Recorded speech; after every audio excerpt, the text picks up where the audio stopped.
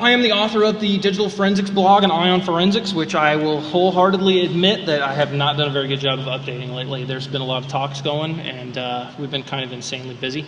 I'm a certified forensic analyst. I've been in MCSE since the NT4 days, and I am a QSA. Here's the agenda for the talk. We're going to go over what MAC times are, where they're stored, what a forensic timeline is, why it's useful, why do it the way that I do it, and then a little bit about actually doing it the way that I do it. A new tool that's come out recently that's really just made the way that I do it almost entirely automated.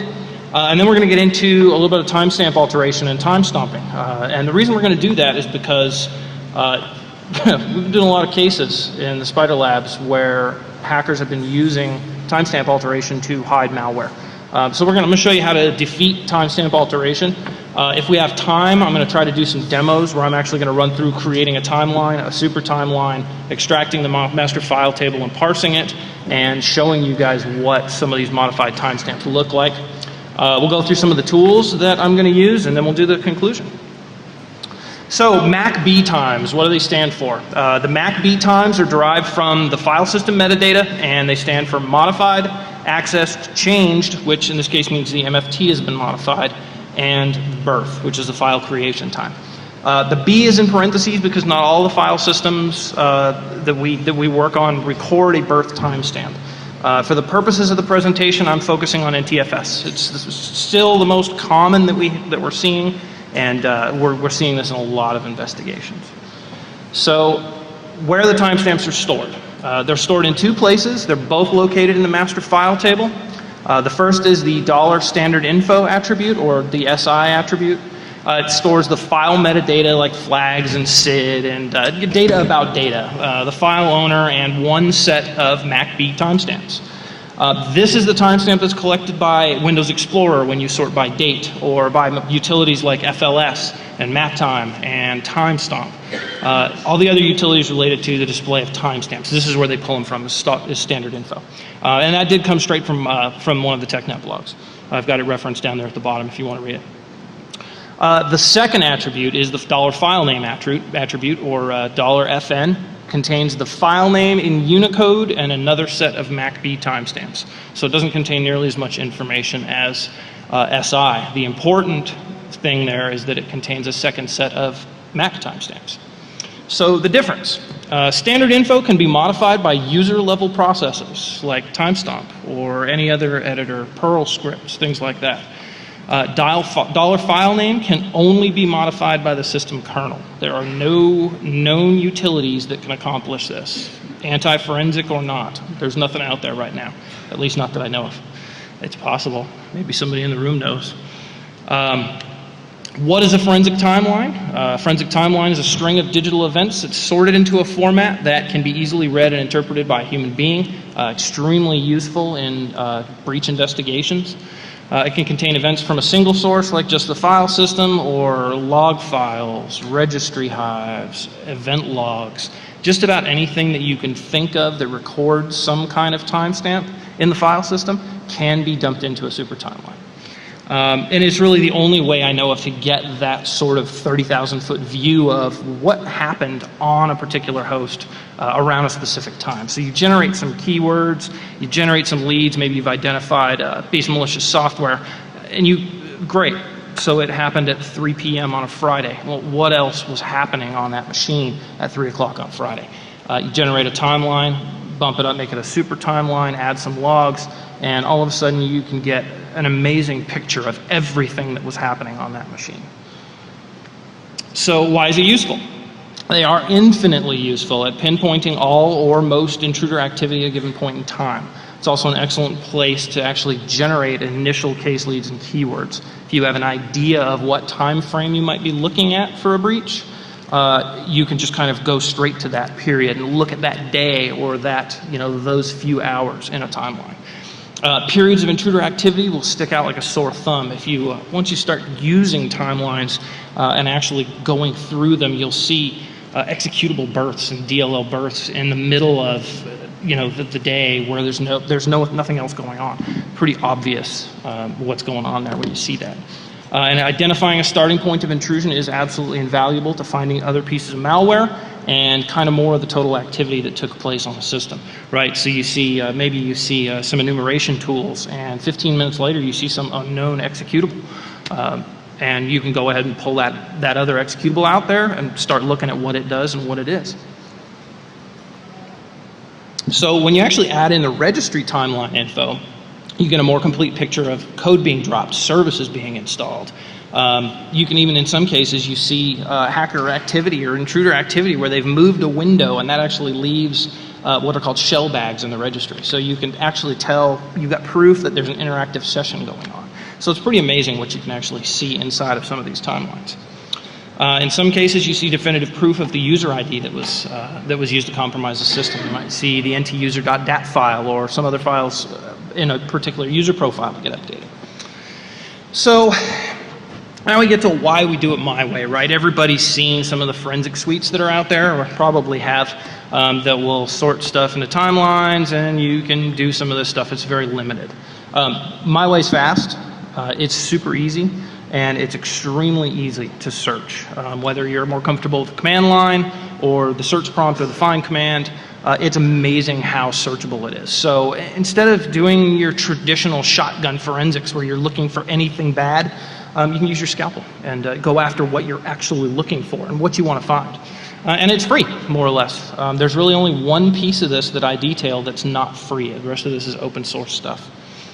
I can generate a timeline including full file system data on all of the registry hives and search it for keywords, identify altered files before any of the GUI-based utilities have even loaded an image or verified it. Sorry to all of you NCase users, you're slow. In a few minutes here, if I've got time, and I think I will, I'm going to show you guys how I'm actually doing this stuff.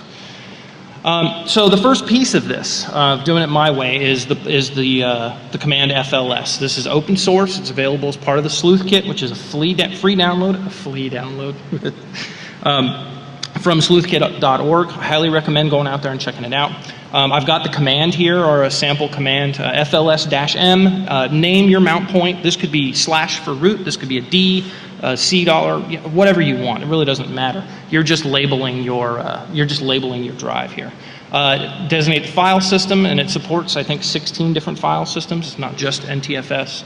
Recursively, you want to search, and then you're going to point it at either a physical drive by name, so that could be replaced with physical drive 7, physical drive 2, whatever you have it plugged in, or you can point it at a drive letter. You get varying results by pointing at a drive letter, and I haven't figured out why, but for simplicity here, I just pointed it at like a Z drive. And then you output it with the greater than to an actual body file. In this case, I just called it FS body file. So, and I've got a little detail here about what this command is actually doing. -M is just output it in a standard format. In this case, it's time machine format. -C names the mount point, and again, I said there could be D, could be var, could be root, could be whatever you're working on. -F, you designate the file system type. -R, you display everything recursively, and then point it out at a logical device. And then the greater than dumps it out to whatever kind of file you want to call it. And it doesn't matter, just whatever you want. Now, here's one of the interesting pieces, and the piece that's not free. You can actually do this while you're on site using fresponse. Fresponse will actually let you, using some magic and iSCSI, it will actually let you mount a local drive or a machine over the network as a local read-only drive on your investigative machine. It's a pretty amazing piece of software, and it is very, very worth it. I don't know if Matt's here. He may actually be here from fresponse. No? That's too bad. But it's great software, and I highly recommend it. It is, like I said, the only piece of this that's not free. You can obviously also do this against a previously gathered image, but fresponse lets you do it while you're on site instead of sitting there reading a book waiting for an image to finish. FLS can also be run against a static image or a postmortem image, and you just point it. Same thing, slightly different with a little offset there. FLS-M, name your device. And you do have to add an offset sometimes where the actual file system starts. Sometimes it will pick it up by itself. Sometimes you have to add the offset. -R, so it's recursive again. And then you just point it at wherever your image is sitting. So there's your path to image, and that could be, you know, on a USB drive or on your local drive or wherever your evidence sits. And then again, just spit it out to the body file. That sector offset can be found with the MMLS tool, which is also free and part of the sleuth kit. Very, very easy to use. You can also do this against a split image. If you could have, you know, 100 different 001, 002, 3, 4 files. You just go 001 space 002, 003, and it works the same way. Again, the offset's there. So here's what a body file looks like, and it's admittedly ugly. It's not user-friendly at all. You'd actually have to know how many seconds from 1969 or 1970 is what these numbers here designate for each timestamp. So obviously that's not something that you're going to want to look at and try to use. But something interesting to look at here on this slide is this, I have it highlighted in red here. You have this iNet Manager executable, and we're going to see that here again in just a second. So turning FLS output into something that's actually useful and human readable is done with the MacTime Perl script. It's also available as part of the sleuth kit. And here's a sample command again: Perl mactime.pl-d-b pointed at your body file, and again just output it out to a CSV file. The -d is going to output it in a common delimited format, so it's really, really easy to use with Excel or OpenOffice or command line. You can search it, do whatever you want. And then -b just designates your path to the body file, and you're outputting it to a timeline, FS timeline. So this is probably not going to show up very well, and I apologize. It's hard to catch what a timeline looks like in Excel. But obviously, once you've got it full screen on your own machine, it's pretty easy to use. And Control F is extremely effective when you're actually looking at this stuff in Excel. So if you could see, what I've got up here on the screen is actually some intruder activity that I pulled from a real case. And you can actually see the attacker doing some pinging and trace routing, and then actually installing a service. And there's some folders showing up here like WinSystem32 memdump, and then immediately followed by a whole bunch of Perl P2X TMP files. Pretty scary stuff, not something that you would normally see on a little POS register or back of house server. So kind of a cool example there. So there's your standard file system timeline, which can be incredibly useful. But you start adding information to it, and you really get a much larger picture of what's going on. So we call it a super timeline when you start adding more information to it, right? I like to add the registry times, and I don't usually add a lot else. You really get data overload extremely quickly. But that being said, sometimes you're not finding a lot. Adding everything you can be very useful. So obviously, you just gotta use your best judgment there. So you can actually add the registry MAC times. They're recorded more or less the same way as the file system timelines, and you can do that with reg time. Reg time is actually was not publicly available until fairly recently. It's a Perl script written by Harlan Carvey, and is actually included in the SANS Incident Response and Forensics Toolkit, and he's also made it available fairly recently on regripper.net. So it is out there. You just really have to kind of look for it. Now, we also get to log2 timeline, which has just about rendered me completely obsolete in the last 3 weeks. It's a great utility. It was written by Kristen Gunjanson. It adds in Windows event logs, Dr. Watson logs, RIS logs. There's 32 different modules. There's probably 40 by now. It's been 2 weeks since I looked. Just about anything that has timestamps in it, it will parse it and dump it out into a body file for you. It's amazing. So thanks a lot, Kristen. I'm probably going to lose my job.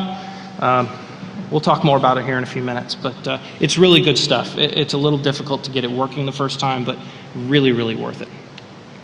So the process, you extract the registry hives from system root, Windows System32 config, and the ntuser.dat files for each of your respective users. XP, C documents and settings, it's username, and in Windows 7 it's under C users, username. And then it's a very simple Perl command again, Perl regtime.pl-m, you're going to name your hive name. And again, this is just more so you know which hive you're looking at in the timeline.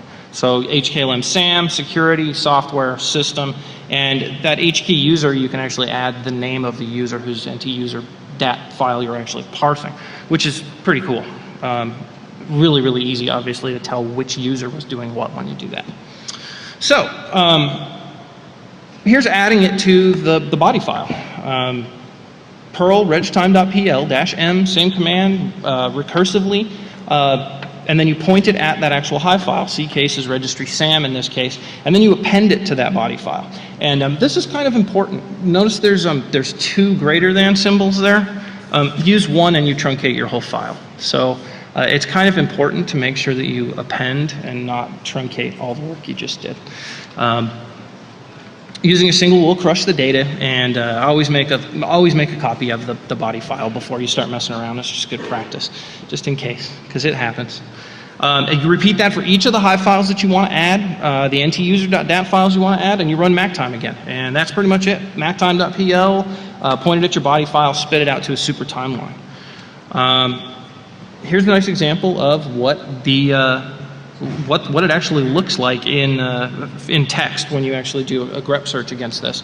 And it's actually got a really nice format. And remember I told you we were going to see that INET manager again?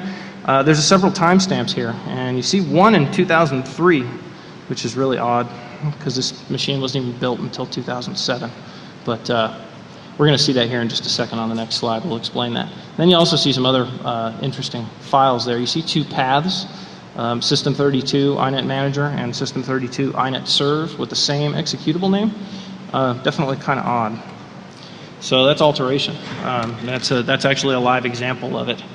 There's a couple interesting things there. There's two separate locations, right, that I just talked about. It's in System32 and it's also in INET Serve. And the binary in System32 is actually memory dumping malware.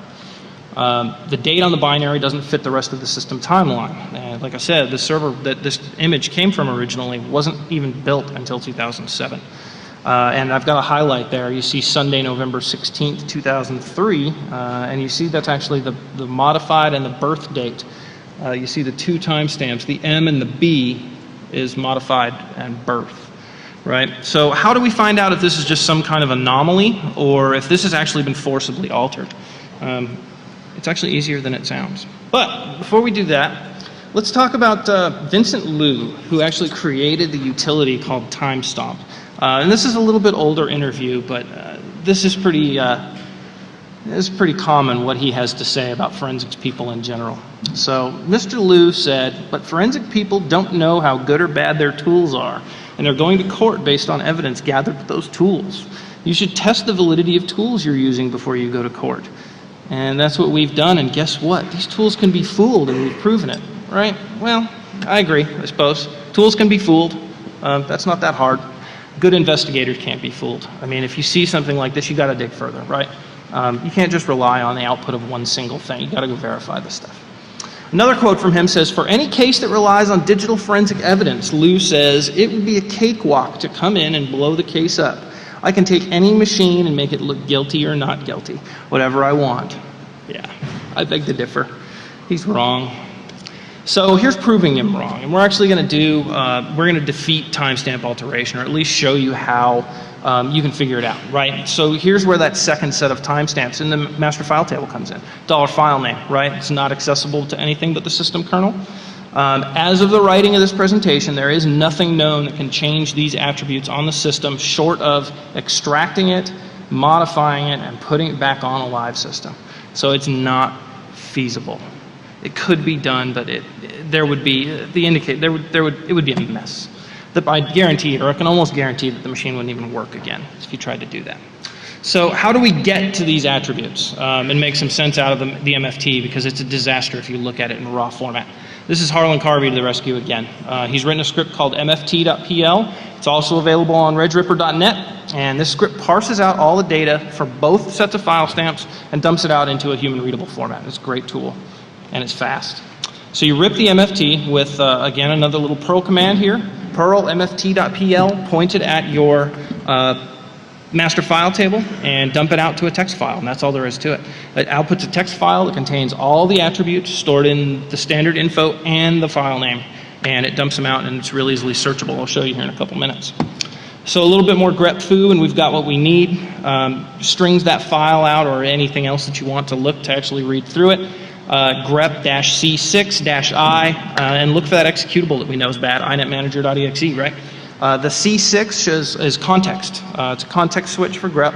It shows 6 lines of context surrounding that search hit, and it's ignoring case for this search. Not much really to it. It's too bad that's cut off over here on this screen. This is the output of MFT, of that particular search in the MFT there. And you can see file names highlighted here in blue. That's the file we were looking for, inetmanager.exe. And this is the standard info attribute. See if I can point it out over here. You got the FN, inetmanager.exe over there. So this one up here is the standard info, and this one down here is the file name attribute. And you can see there's some definitive differences there, right? Standard info, which can be modified. You've got 2 timestamps that have been dumped back to November 16th, 2003. That same set of file timestamps from the file name attribute shows the actual time that this file was created and modified, which is July 21st, 2010. So I just told you everything that's on this slide, so I'm just going to skip it, except that you see there that there's definitive evidence of timestamp alteration, right? I mean, you've got a set of timestamps that are obviously right. They fit your timeline, and the other set just flat doesn't.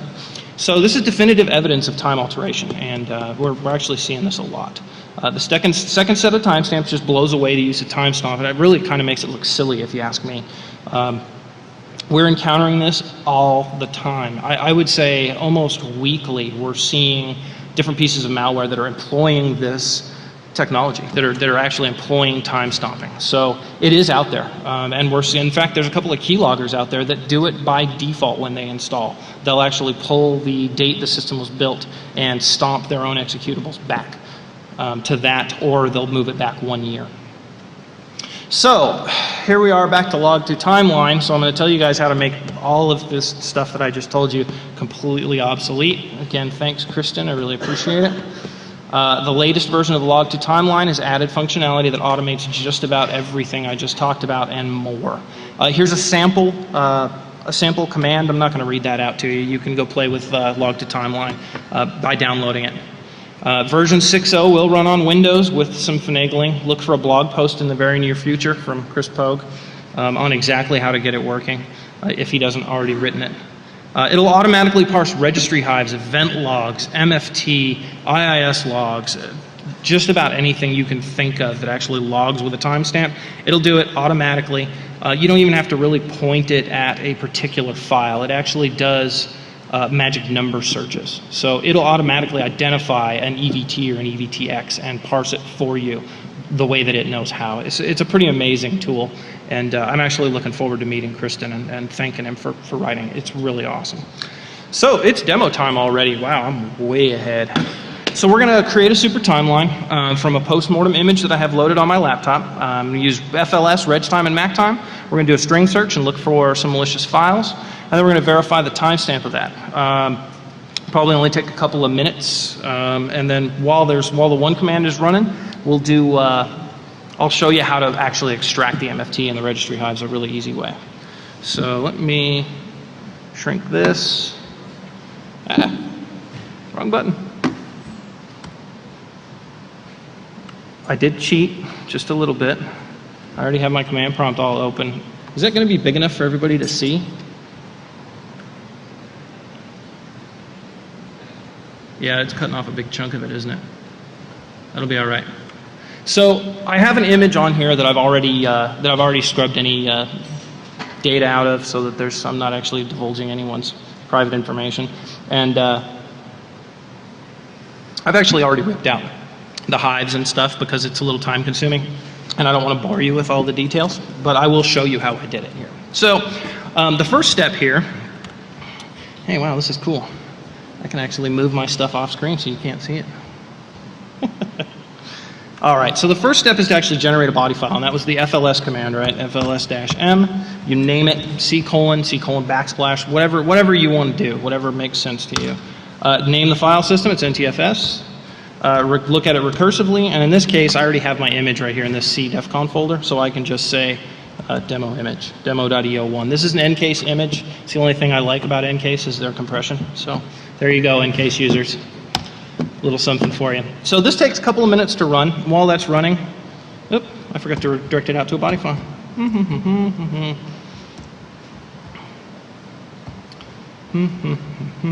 Sorry about that. Demo fail.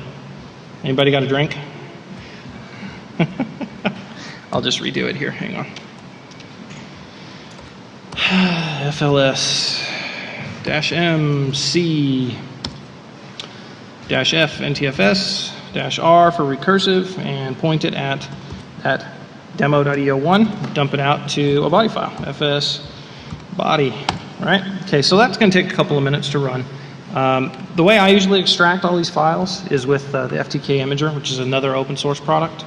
It's really, really easy. You just add the image file in here with FTK, and once that loads up, which doesn't take long, you can just browse right through it here. So this is read-only. What's that? Oh, I need to scoot it over? Thank you. Is that better? So here you go. You've got your entire file system, and here's the root of the drive. That'll show you the MFT right here, and you just right-click and export. So it's insanely easy to get a hold of this stuff. And then obviously for your system hives and stuff, same place they are on every Windows machine. Windows, System32, config, voila, there you go. There's your SAM, your security, your software hives, all that. And then the ntuser.dat files are in their user profile spaces in C documents and settings, or in C users. So that's really easy, and the body file is now done as well. So the next step is going to be to actually turn it into a super timeline, right? Is that what I said I was going to do? Yeah, super timeline. So like I said, I've already got these registry hives ripped out, and they're in this C DEFCON thing here. So I've also modified my path so that this stuff runs natively, which is kind of cheating as well, but it makes it a lot easier to use. So you're going to run reg time against the particular hive that you want to see here. In this case, I'm just going to do probably 2 of them here. We'll just do the SAM file just for a demo here. regtime.pl-m, name which hive you're going to do, point it at the path that you're going to for the registry hive, dump it out to a super body, and notice I've got the 2 greater thans there, right? So we're going to append. So there you go. Now you got a super body file right there. Once you've added everything that you want to add to the super body, you just run MAC time against it, just like you would the regular timeline. And again, this runs very, very quickly. MACTime.pl-d-b-d is the outputted into CSV, -b pointed at a body file. In this case, we're going to do the super body. And let that run for a second. Actually, I suppose I ought to redirect it out, huh? Super timeline.csv. Right, and there you go. Now in our directory here, we're going to have a super timeline. And I should probably look at that and make sure that it's actually got some content in it. It does. And then, again, we're going to talk about how easily searchable a body file is, right? So you're going to do strings of that of the super timeline, just so you can take a look at it. And in this case, we're going to grep out something that I know is actually on here, called RDP service, which is another memory dumper that I found on this case. Uh-oh. Did I blow up my demo?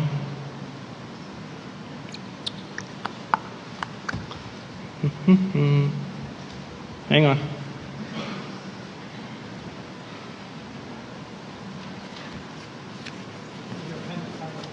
Oh. Hang on. Let me take a look here. What have I got going on? Sorry, I kind of lost track of where I was. So I've got my body file. Oh, that's what I did. I didn't append the registry stuff to. I didn't make a copy of the body file first. So let's do that real quick. Come back. Right. So here's my FS body. I'm going to copy it. I'm going to paste it. I'm going to rename it super body. And then I'm going to append that stuff to it. Sorry about that. It happens, especially when you're on stage. All right, so now we've got the original body file there, renamed to superbody, and now we're going to append that SAM stuff into superbody, and it moves very, very quickly. So now we're going to take a look at that body file, and with strings and grep again, and look for that. I got to turn it into a timeline.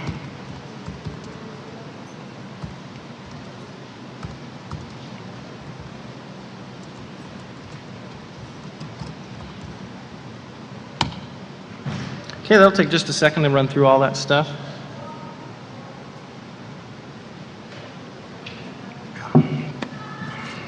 Anybody know any good jokes while this is running? Maybe shrink that window, moving up a little bit so people can see that bottom command line. Sure.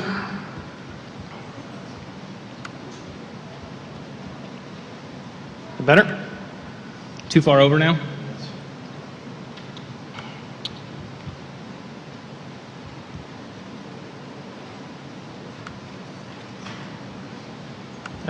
Come back here.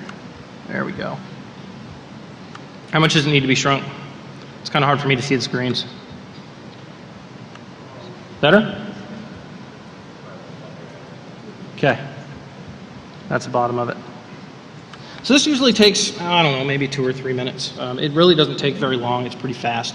Again, if you were trying to sort this out with X ways or N case, you might have sorted it out and you'd have one set of timestamps by now. So this way is a lot faster. And again, this can be done while you're sitting there at a customer site pulling these images if you're using F-response, without affecting the image in any way, because you're completely set read-only. So it's really a great tool. I really like F-response, and it's one of the only ways that I know of to actually get a little bit more efficiency out of an on-site. I've actually seen forensic people pull up, set an image going, and pull out a book instead of working. And I don't know about anybody else that's in here that does forensics for a living, but we bill a lot of money per hour. So I don't think clients like to see you sitting there reading a book.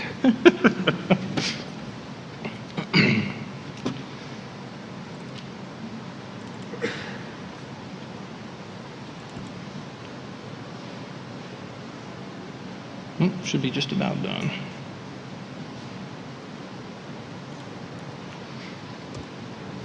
There we go. All right, so now let's take a look at what's in that body file. Again, you can pull this open with Excel if you want and search through it, but it's a heck of a lot faster to do it this way. So take a look at the supertimeline.csv. Again, we're going to just use a simple grep command to look for a piece of known malware that I know is in here. And so here's RDP service, and there's one hit.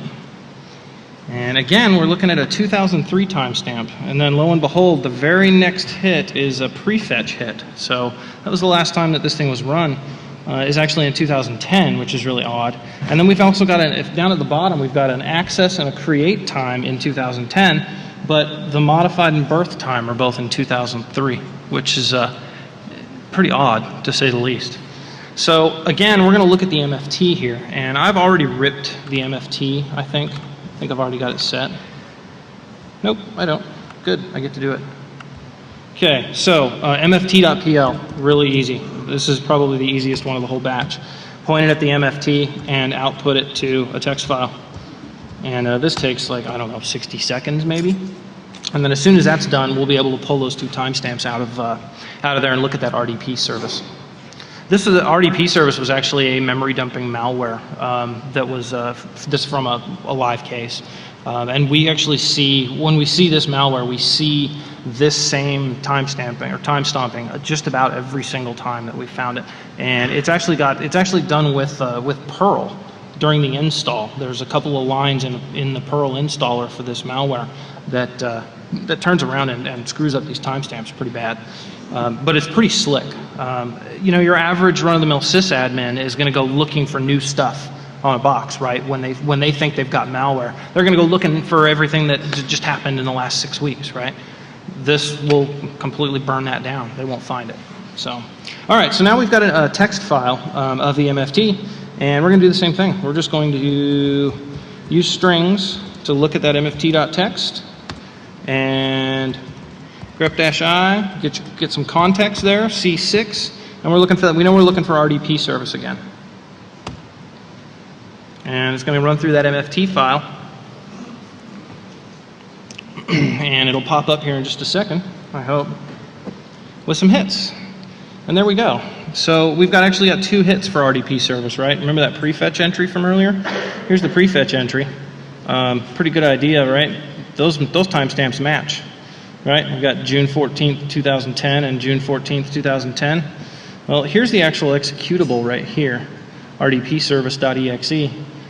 Here's the standard info attributes, and there's that February 12th, 2003 that's obviously wrong, because here's your file name attribute. Remember, that one can't be altered.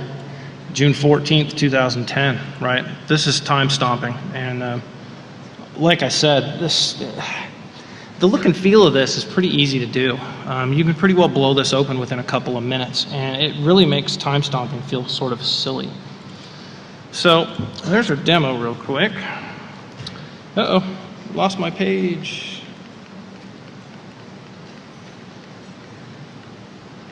Are we there? There we go.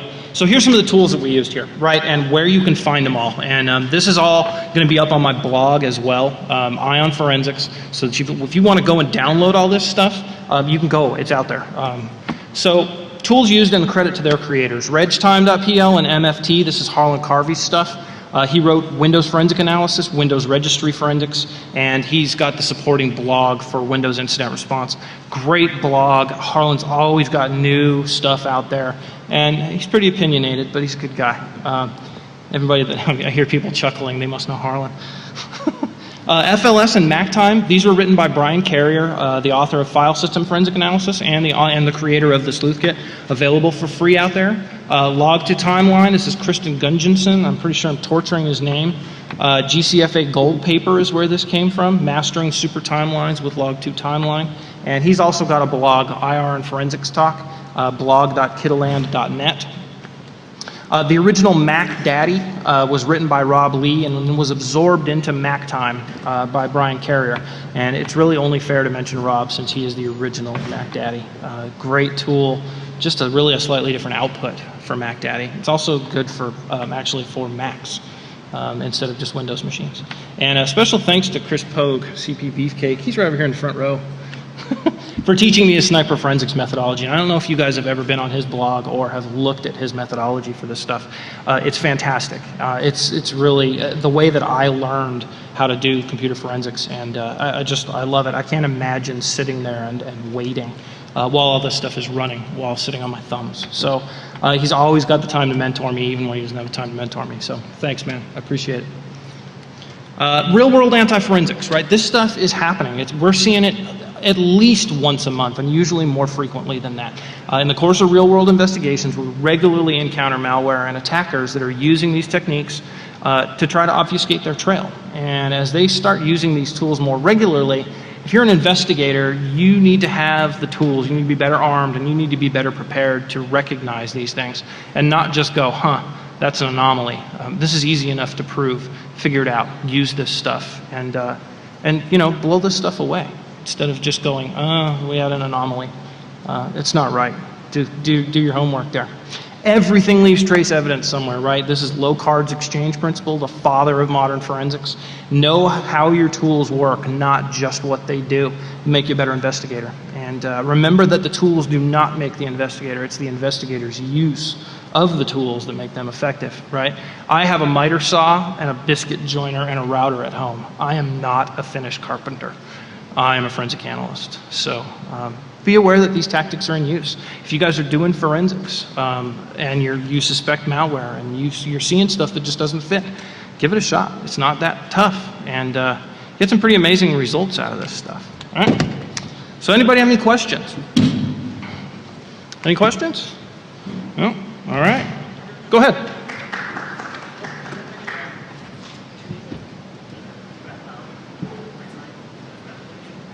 A graphical view of the timeline, there is stuff out there.